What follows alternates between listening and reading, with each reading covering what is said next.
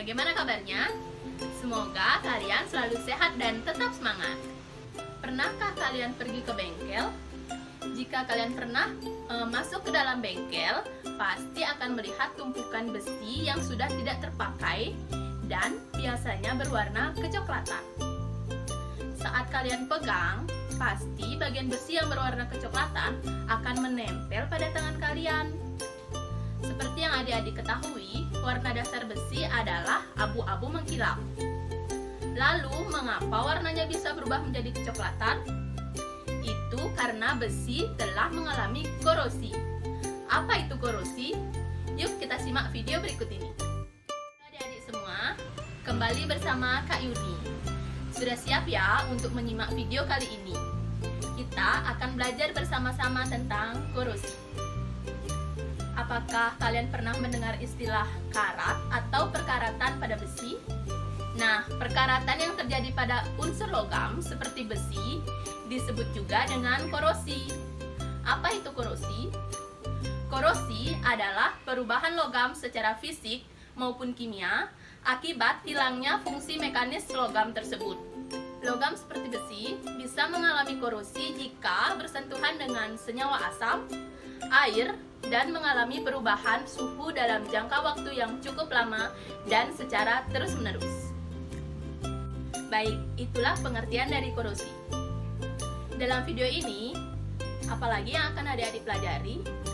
Yang pertama tadi pengertian korosi. Yang kedua, faktor-faktor yang mempercepat terjadinya korosi. Dan yang ketiga adalah cara pencegahan korosi. Yuk kita bahas satu persatu. Yang pertama adalah proses terjadinya korosi. Proses terjadinya korosi merupakan proses elektrokimia.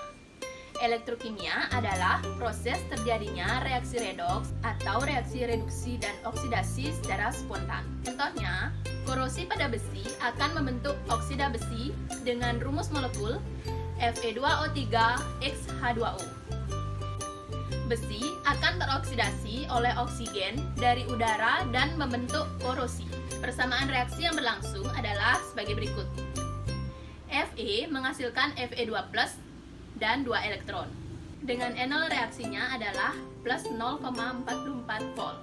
O2 plus H2O plus 4 elektron menghasilkan 4 OH-. Dengan enol reaksi adalah plus 0,40 volt. Dan membentuk reaksi sel Fe ditambah 2 H2O menghasilkan Fe2+ ditambah 4 OH-. Dengan enol reaksi adalah plus 0,84 volt. Selanjutnya adalah faktor-faktor yang mempercepat terjadinya korosi. Terjadinya korosi bisa berlangsung secara cepat maupun lambat. Hal itu dipengaruhi oleh beberapa faktor, seperti yang pertama, air dan kelembapan udara. Air dan kelembapan udara memegang peranan penting pada proses terjadinya korosi. Semakin tinggi kadar uap air di sekitar logam, semakin mudah logam mengalami korosi. Jika logam berada di daerah yang memiliki kadar air yang rendah, seperti di gurun, maka proses terjadinya korosi akan berjalan lebih lambat. Oleh karena itu, simpanlah besi-besi di rumahmu di tempat yang kering dan tidak lembab, agar besi tidak mudah berkarat. Yang kedua adalah elektrolit. Jika mendengar istilah elektrolit, apakah yang kalian pikirkan? Jangan-jangan kalian berpikir salah satu produk minuman, bis 100%. Tapi bukan yang itu. Elektrolit merupakan tempat atau media yang menjadi tempat berlangsungnya transfer muatan. Hal itu mengakibatkan oksigen di udara lebih mudah mengikat elektron.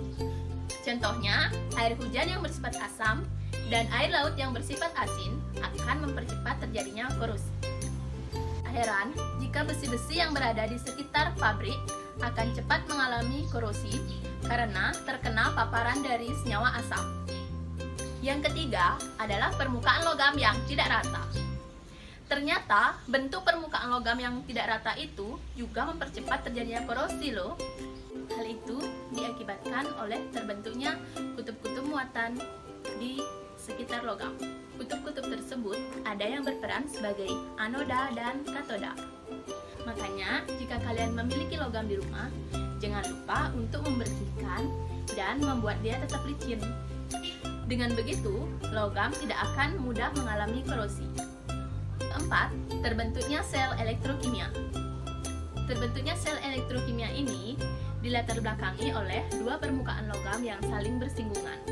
Jika permukaan logam yang saling bersinggungan ini memiliki perbedaan potensial elektroda, maka akan terbentuk sel elektrokimia. Saat terbentuknya sel elektrokimia, logam yang memiliki potensial elektroda yang lebih rendah akan melepaskan elektron, sehingga terjadilah oksidasi.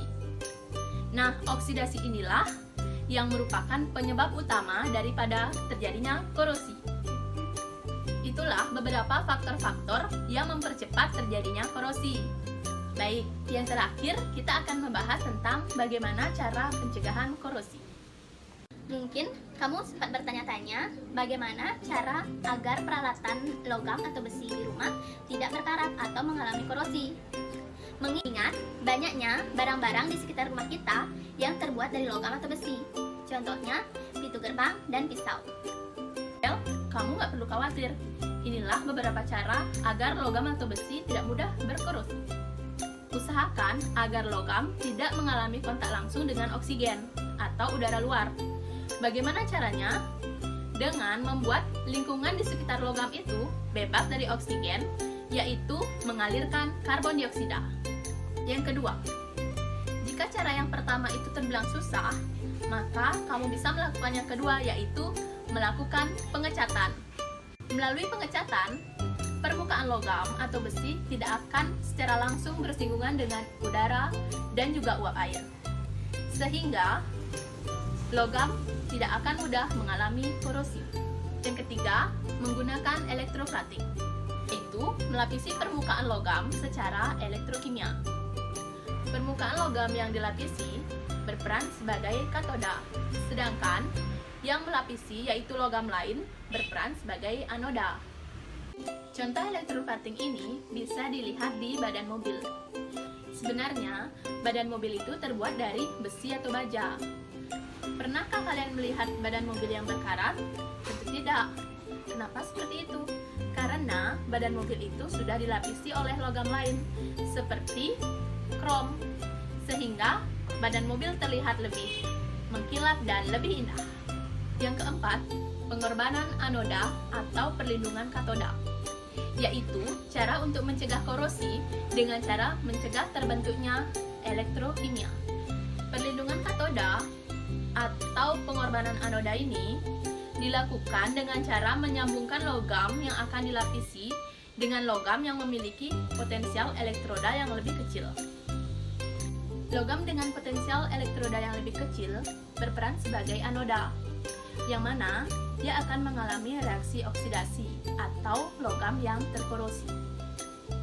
Selama logam pelapis atau anodanya itu masih ada, maka logam yang dilapisi atau katodanya tidak akan mengalami korosi. Itulah sebabnya kenapa reaksi ini disebut sebagai reaksi pengorbanan anoda dan perlindungan katoda. Yang kelima, membuat paduan atau alloy, yaitu dengan cara mencampurkan besi dengan logam yang lebih tahan karat, seperti krom dan nikel. Campuran ini dikenal dengan nama baja stainless. Baik, itulah pembahasan tentang korosi. Ternyata, korosi itu adalah proses alamiah yang sangat bisa kamu cegah pembentukannya. Sudah jelas kan? Jika belajar kimia itu sangat banyak manfaatnya bagi kehidupan. Tanpa pengetahuan seperti ini, mungkin sudah banyak logam-logam yang seharusnya bermanfaat bagi kehidupan kita jadinya rusak akibat korosi. Oke, semoga video ini bermanfaat bagi adik-adik semuanya. Tetap semangat belajar dan stay safe. Dadah!